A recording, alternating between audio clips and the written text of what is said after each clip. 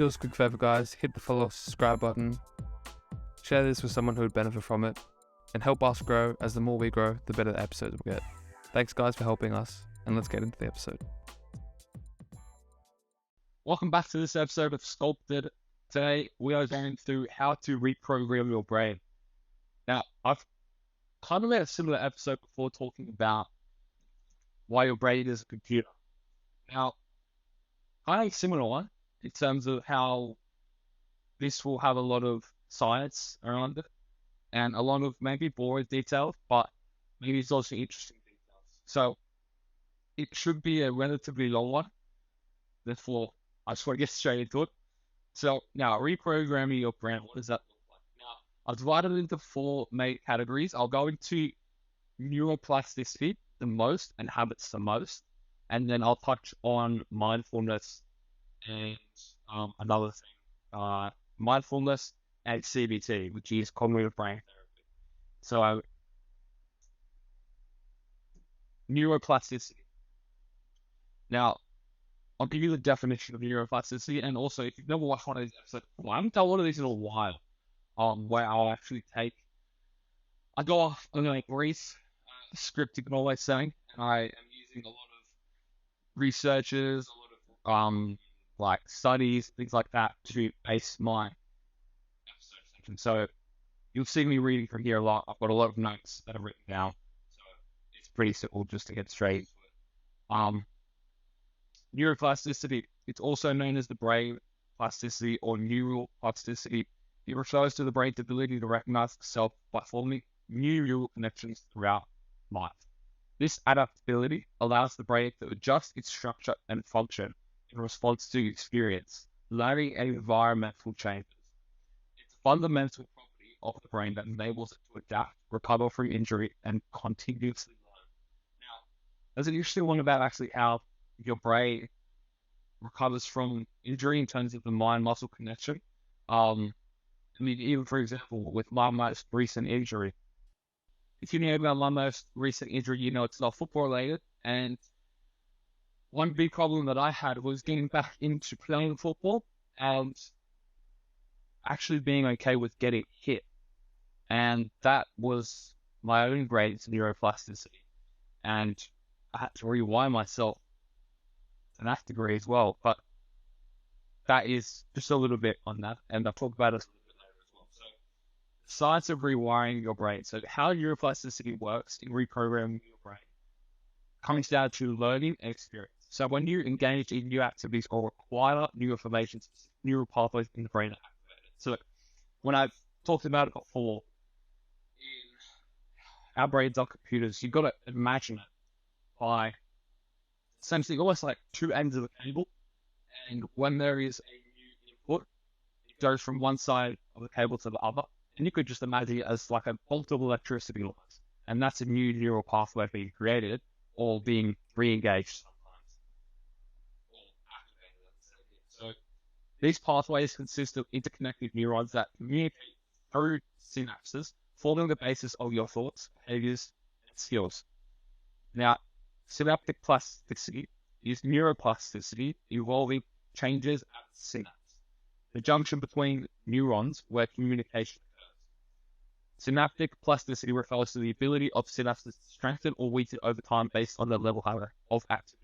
Now, talking about that, I also would imagine that it is, now also I should have said, a lot of this research that I'm doing is just me regurgitating. Some of these things I won't understand. It is just simply me regurgitating it. So also take this with a grain of salt. So that's just to say. But when you're talking about the synaptic plasticity and how over time they can either strengthen or weaken based on the level of activity, that is muscle memory, and that is stimulating, or in a more simple terms, you could say use it or lose it. And that's kind of what that's talking about with synaptic plasticity. Now, learning and repeated experiences strengthen synaptic actions and making them more efficient and responsive. Now, structural changes. Neuroplasticity can lead to the structural changes in the brain, including alterations in the number and shape of neurons and the density of synapses.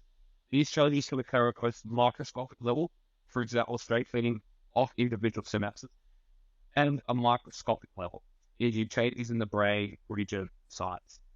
Now, adaptation challenges. When faced with challenges, the brain can rewire itself to adapt and find new solutions. This is particularly evident in cases of brain injury during the learning of complex tasks. Now, when I think about that, I would think, honestly, maybe it's relearning in terms of finding those pathways, because it doesn't completely make sense. If I was to give you something that you've never heard before, that was then to create a new pathway, a new, let's say, wire. That new thing that you've learned has one side exposed to the other. That new pathway, right? And saying here, these changes can both occur at the microscopic level or the macroscopic level, and changes in the brain region size. Now, when faced with challenges, the brain can rewire itself to adapt and find new solutions. This is particularly evident in cases of brain injury during the learning of complex tasks. So, evident in cases of brain injury. Adaptation to challenges. That's interesting. So, essentially, the brain's a very adaptive thing. And when we talk about muscle memory, that's what we're talking about. It's adaptive.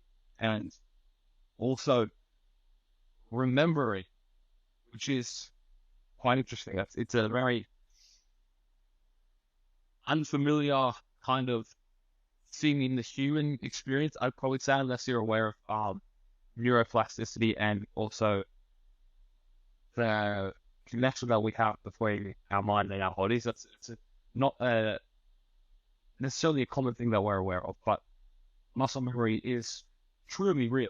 And I struggle to get my head around that, because I'll see times where it doesn't work for me. And I always think that sometimes I believe that it's a better belief not to have the belief that there is such thing as muscle memory. If that makes sense. And I'll explain why I believe that sometimes I actually help you. And that's because if you get complacent and you think, oh, muscle memory is a thing, I don't need to be on top of X, Y, and Z because I've done it once in my life, and because of muscle memory, I'll be able to, just keep it. But I say use it or lose it, and for me, it's so much. If I don't do it in one day, then I've completely lost the skill almost. So it hinders the help. Depends who you are. If you can live off a high level of delusion that you can not practice something, then maybe you can get away with it. But for me, I honestly kind of prefer to think that, to a degree, the muscle memory doesn't help me too much. That's kind of irrelevant. Now, the science of rewiring your brain. Now, think of your brain as a dynamic and adaptable highway system. Neural pathways are like roads connecting different regions of the brain. So, you've got one road starting here, one road ending there, another sub-road, and they're all connecting, and it's a massive highway. Now, with neuroplasticity, these roads can be modified. Some may become wider and more efficient, while others may be pruned or redirected. So reprogramming your brain is akin to deliberately choosing new routes, navigating unexplored territory, and optimizing the transportation network to reach your destination more effectively. Now, it's kind of similar to an algae. Now, maybe you're familiar or unfamiliar with a specific algae that grows and finds the shortest pathway. Now, you may know of the experiment that they did in Japan, where they actually put this piece of algae down in all of the major cities of Japan, microplated in like a petri dish, and they put this algae that grows and makes itself as efficient as possible, and they connected all of the algae up because it naturally seeks these other dots of algae or bacteria, and then it then gave that petri dish the most efficient route and pathway to connect all of the towns together. Now, what I mean by that is actually using these little pathways to find the most effective destination or pathway. Actually. Now, Understanding the neuroplasticity empowers individuals to intentionally shape their brain through experiences, learning, and intentional practice, ultimately enhancing their ability to confront and master challenging tasks. Now, when we talk about that in a real life sense, for me, to a degree, this right now is me learning. Of course, you hope that I know a little bit about what I'm talking about, but at the same time, I'm learning as much as you guys are. Now, an example. The study the effects of musical training on structural brain development, a longitudinal study by Hyde at so-and-so. This delves into how learning to play a musical instrument can induce structural changes in the brain. Now, if you've ever learned an instrument, you would know how painful it is. And that goes with a lot of other skills. Now, with an instrument, it's a little bit more direct. You probably get that resistance straight away because you're so incompetent at it. If you were to start playing the piano, it's going to take you a long time to even get over the first learning curve. And then you have to learn everything about the music, the notes you have to read, and then you have to be all coordinated. Two hands, it's going to be a massive learning curve for you. And that can be difficult. So you will feel brain strain at some times. Like, that's not an easy task to do. And that's where you can start to feel those induced changes in the brain. So eventually, over time, become less challenging. And those pathways become shorter and more efficient. And that's how it works.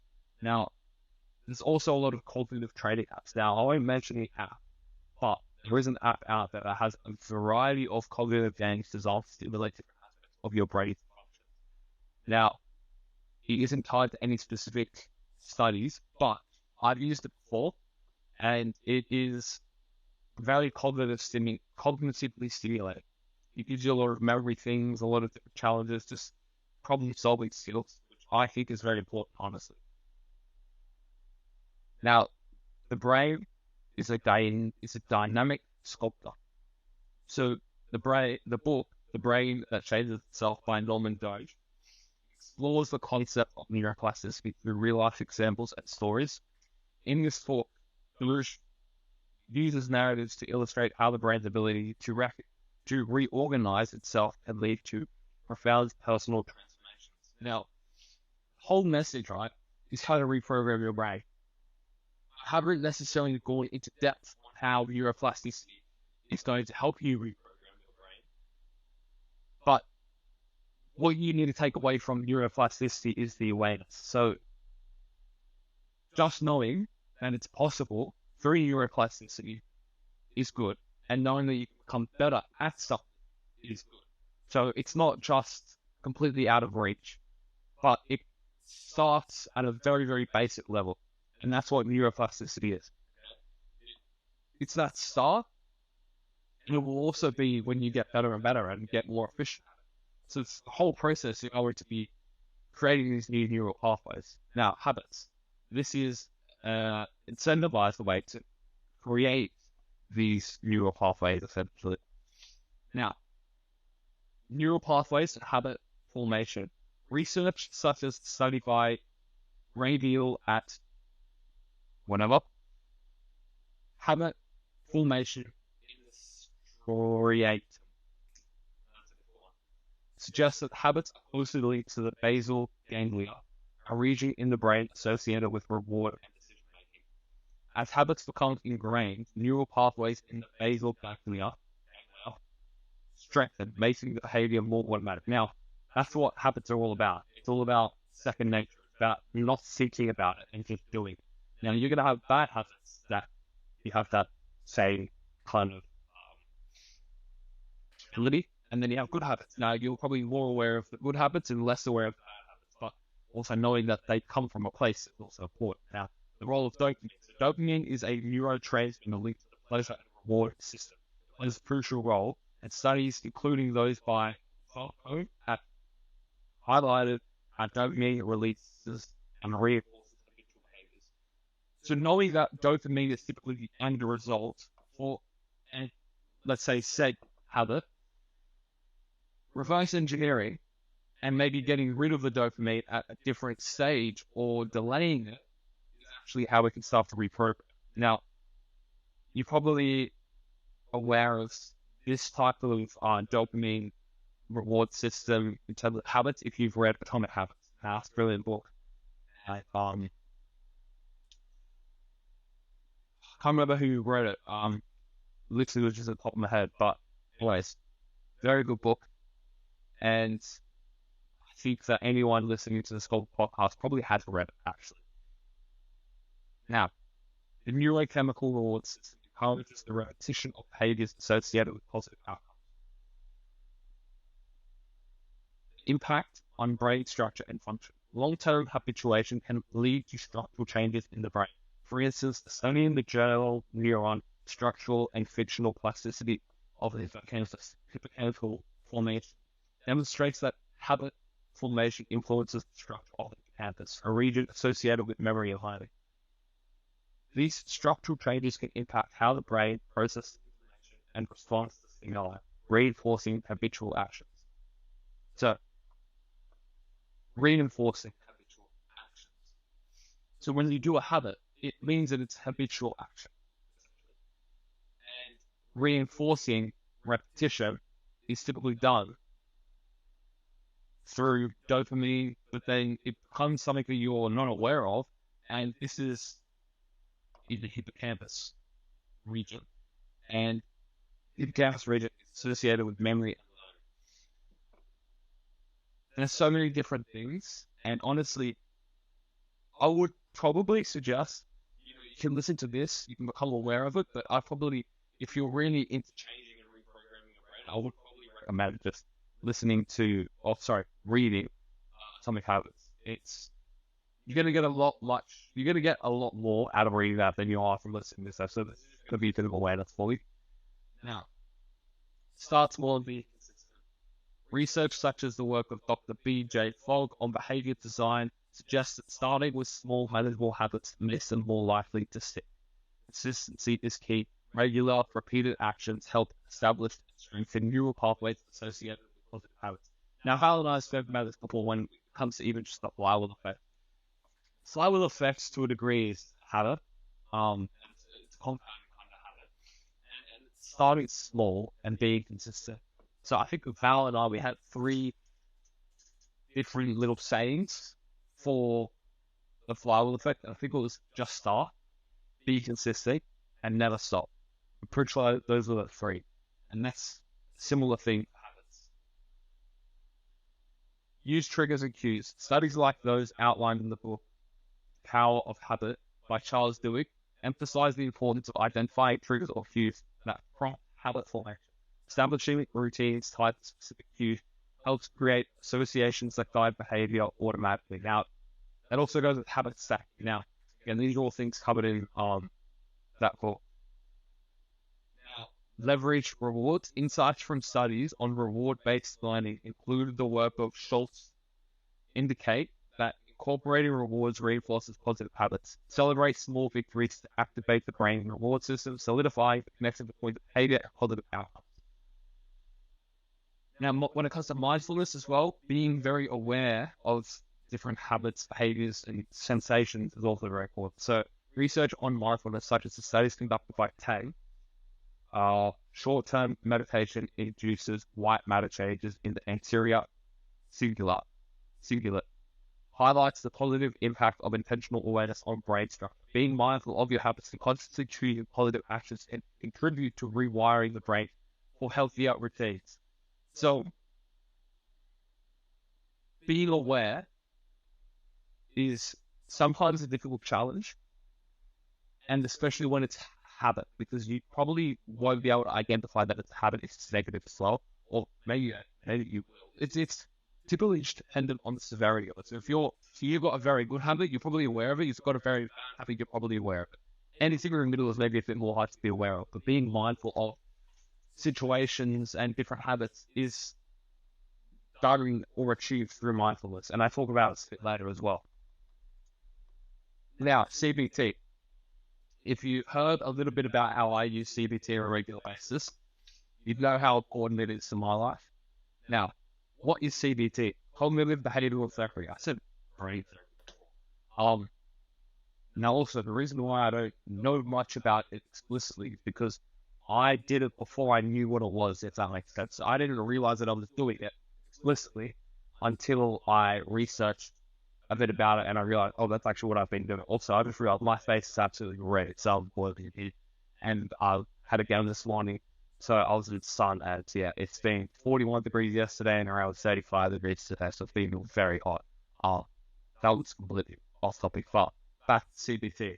A widely used therapeutic approach that focuses on the relationship between the thoughts, feelings, and behaviors developed by Aaron T. Beck. CBT is rooted in the idea that our thoughts influence our emotions, and in turn, our emotions impact our behaviors. By identifying and changing negative thought patterns and behaviors, individuals can develop healthier mechanisms and improve their mental well-being. Now, where this comes into more of a understanding to what CBT is. Imagine your mind as a garden with different types of plants representing your thoughts. Some thoughts are like vibrant flowers, bringing joy and positivity, whilst others are like weeds, causing distress and negativity. CBT acts as a stored gardener, helping you tend to your mental garden. Essentially, what you're doing is with those weeds, you're then able to then turn them into beautiful flowers. So you're rewiring that. And that's what I really like CBT. I guess that's how I utilize it as well, and that's why I like it. Now, key components of CBT is cognitive restructuring, identifying and challenging negative thought patterns, promote positive thinking, behavioral activation, encouraging engagement in positive and rewarding activities to counteract negative emotions, exposure therapy, gradual exposure to anxiety-inducing situations to desensitize and reduce fear, mindfulness and relaxation techniques, incorporating practices to increase awareness of the present moment and manage stress. Now, when it comes to the first steps, I would just say writing down. Now, I used to write down in my notes a lot of the time about any thought that came up.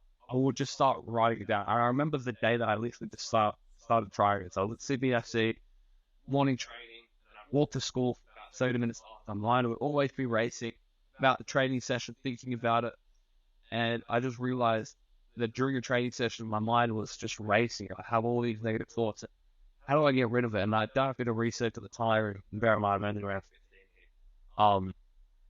And I realized, okay, I just got to start being aware of my thoughts, seeing where my thoughts go, observing them, just being thoughts. Every time that I had a thought after training, I'd be able to remember it and write it down in my notes on my phone. And I was just walking back to school after training, and my training ground was right next to my school, by the way. So it took me like 30 minutes to walk, but I would just write that down and I'd start to get that awareness. Then I started using CBT, but originally I didn't need to use CBT because I didn't even know what my thoughts were. I didn't even know where those patterns came from. Now, mindfulness, stress reduction, enhancing cognitive performance. Okay. For mindfulness, imagine your mind as a pond. Thoughts, like ripples, serve the surface. So imagine you're in a clear little pond, and your thoughts are those little ripples in the pond. They're disturbing the top, the surface, right? Mindfulness acts as a gentle breeze calming the waters. So you've got those little ripples, little ripples, little ripples, gentle breeze coming across, calming them down, calming them down. The pond becomes clearer, your cognitive performance improves, and the depths of your consciousness become more accessible. The key components of mindfulness practice is attention and regulation. Mindfulness enhances the ability to sustain attention and resist distraction. It's vital for cognitive performance. Now, emotional regulation. By fostering non-judgmental awareness, mindfulness helps manage emotional reactions. If you listen to my episode on emotion, you would have known about how I used meditation technique, which was observing things, so just being things, not putting a name on them. Just originally you start off by naming camera, light, monitor, computer, iPad, light, table, bottle of water. Then you switch and you look at things and don't put names to them. You're just looking, not getting names. And this is training you to look at things for just being things. Your thoughts And your words do not have to dictate what you do. If I'm saying, Nick, drink water, drink water, drink water. I've got the water just here. Drink the water, drink the water, drink the water, drink the water. I don't have to do it. I don't have to do it. Your actions and your thoughts are separate. They don't have to be. They can be. Just like now, drink the water. I will. Because I was thirsty, and that was an excuse to drink water. Sometimes they don't have to be. They don't have to be lit. Now, brain plasticity. Scientific evidence suggests that mindfulness practices contribute to the neuroplasticity changes, optimizing brain structure and function. Emotional regulation. Mindfulness encourages non-judgmental awareness of thoughts and emotions. This awareness allows individuals to observe their emotional responses without becoming overwhelmed. Through mindfulness, individuals can learn to regulate their emotions more effectively, fostering a more positive and adaptive emotional state. Attention and concentration. Mindfulness practices such as focused attention on the breath or present moment sensations enhance attentional control. This heightened attentional capacity positively influences cognitive functions like memory, problem solving, and decision-making. Now, those are all things that I think I've actually really improved on in the past few years. And whether it's down to mindfulness explicitly, I can't say, but I do use mindfulness before I go to bed. Less and less at the moment, just because I have new things that I'm trying when I go to bed. But it's something that I know has worked for me in the past, and I'm like that because I don't know if what I'm doing at the moment is working. Mindfulness was for previously. Now, that's actually it. It's probably not as long as I thought. I think we're at around 20, 26, 27 minutes. But essentially, when it comes to reprogramming your brain, neuroplasticity is the ecosystem. Habits will incentivize you, and the CBT will help you form, let's say, bad habits into good, and the awareness will actually allow you to see what those bad habits are. And now you've reprogrammed your brain. But the most important thing is the awareness.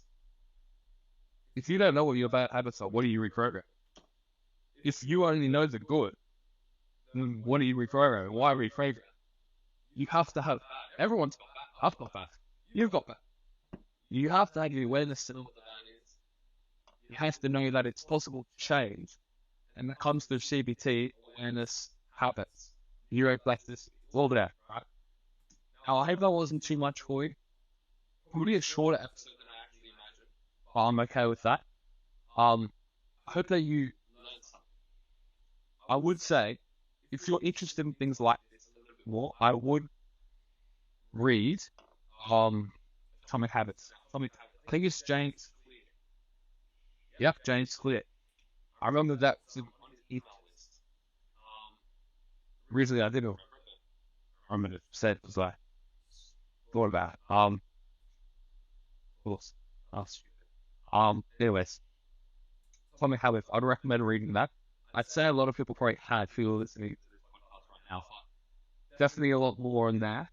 Anyways, I hope that you enjoyed this episode, and I will catch you in the next episode. Also, by this episode being out, we should be almost at 100 subscribers. I don't know how, but we shot up like 6 subscribers in like one day, I think.